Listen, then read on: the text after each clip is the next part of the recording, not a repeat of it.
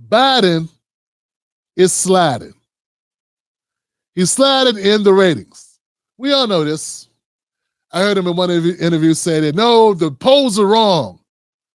So when you talk about the economy, of course, it is by far the most important issue for voters. It's also true right now, Mr. President, that voters by a wide margin trust Trump more on the economy. They say that in polls. And part of the reason for that may be the numbers. And you're aware of many of these, of course. The cost of buying a home in the United States is double what it was when you look at your monthly costs from before the pandemic. Real income, when you account for inflation, is actually down since you took office. Economic growth last week, far short of expectations. Consumer confidence, maybe no surprise, is near a 2-year low. With less than 6 months to go to Election Day, are you worried that you're running out of time to turn that around? We've already turned it around. Look at the Michigan survey. For 65% of American people think they're in good shape economically. They think the nation's not in good shape, but they're personally in good shape. The polling data has been wrong all along. Polls are incorrect. Don't listen to the polls. Polls mean nothing. I'm killing it out here. I don't get that sense. I don't feel it. I don't feel that he is. I don't know, man. It's seeming pretty anti-democratic in the air. You know, I smell defeat for Biden. That's what I smell. I don't know about y'all. That's how it's coming across to me. It smells like defeating burnt collard greens.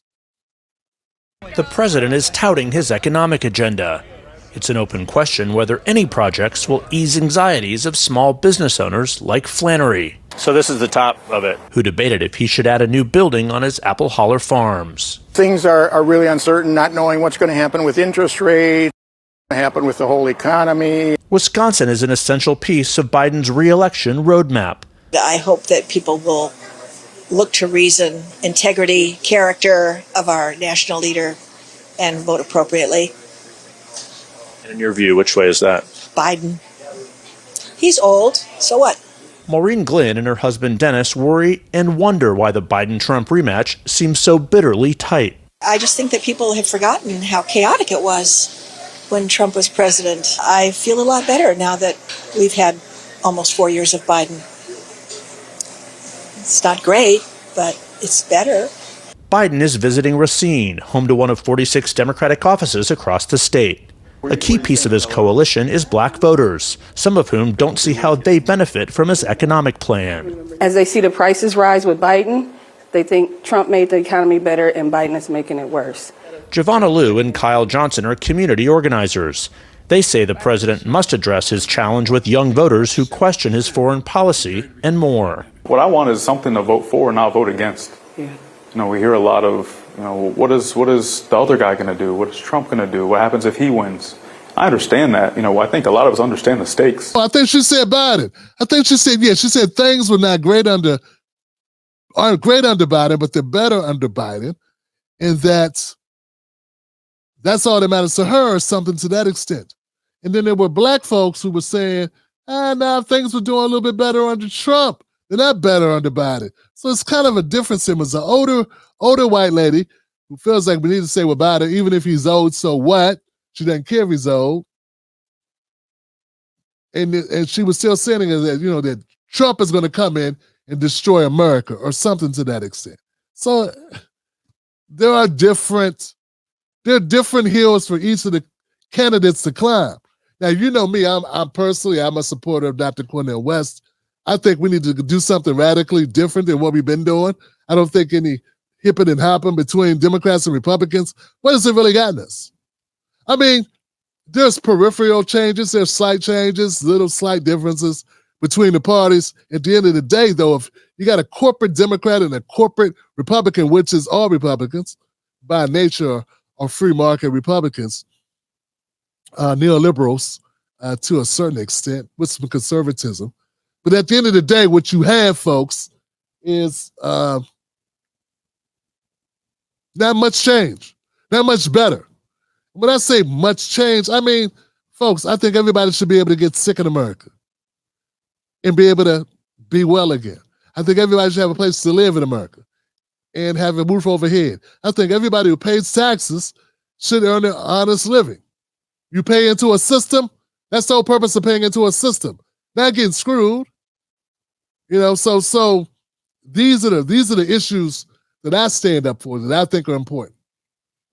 And always remember to even throw a further wrench in this, every election, about 40% of Americans don't even vote. Every election, no matter who's on the docket. The most votes came when Obama ran. That was when the most people got off the couch. And were they surprised to find out, oh, black guys could be corrupt too. Black guys take Wall Street money. Oh, black guys meet with the Heritage Foundation to decide what policies they're going to implement. Oh my God, who knew? We knew. I knew. I knew. We knew. But now, do we all know? It's not down here. I don't mean to get so loud about this. It is what it is. It is what it is.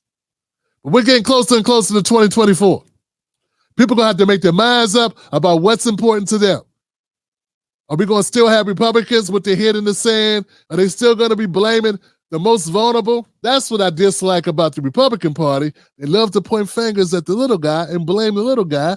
And their base goes, yeah, but those people, they're not the ones making policy. They don't control the laws.